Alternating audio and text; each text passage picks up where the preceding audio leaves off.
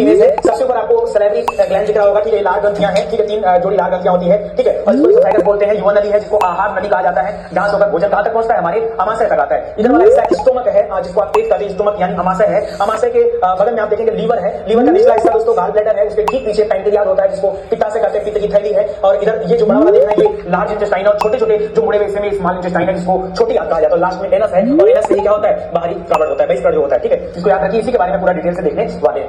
स्तनधारियों एवं मानव में ध्यान से देखिएगा, स्तनधारियों एवं मानव में पाचन की क्रिया आहार नाल यानी जो एलिमेंट्री कैनल है यहाँ पर संपन्न होती है। मुख से लेकर के एलिमेंट्री कैनल से होते हुए ये क्रिया आगे तक होती जाती है। तो मुख से शुरू होकर कहां तक चलती रहती है, एलिमेंट्री कैनल तक चलती रहती है। सर मुख गुहा यानी जो हमारा मुख है ना, यहाँ से प्रारंभ होकर पाचन की क्रिया छोटी आंत तक लगातार चलती रहती है। मुख में गया वहां पाचन हुआ, यहाँ पर नली आहार नली जो एलिमेंट्री कैनल है यहाँ पर पाचन होता गया, आगे गया स्टमक से। पॉलिटी, इन्वायरमेंट, इकोनॉमिक्स ये मेरा सब्जेक्ट रहा है और इसको मैं बड़े अच्छे से पढ़ा लेता हूँ। बट साइंस में मैंने आपसे हेल्प मांगा था, बहुत हेल्प मांगा था कि दोस्तों आपके डिमांड पर मैं साइंस पढ़ा रहा हूँ, ठीक है, आपके डिमांड पर साइंस पढ़ा रहा हूँ। क्यों? क्योंकि मेरे पास और कोई रास्ता नहीं, मेरे पास कोई रास्ता नहीं, इस वजह से मैं साइंस पढ़ा रहा हूँ। तो थोड़ा सा सहयोग बना के रखिए, कहीं पर अगर कुछ चीजें मैं नहीं बता पाता हूँ तो इसमें मेरा फाइल जरूर है।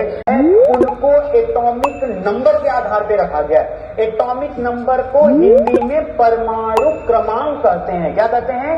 परमाणु क्रमांक। तो परमाणु क्रमांक के आधार पर इसको रखा गया, यहाँ पे चीजों को सेट किया गया है, ठीक है। तरह और एक पर्टिकुलर इंटरवल के बाद, यानी हर एक पर्टिकुलर इंटरवल के बाद एक ऐसे एलिमेंट आते हैं जो अपनी प्रॉपर्टी को रिपीट करते हैं। नहीं समझे आप ना?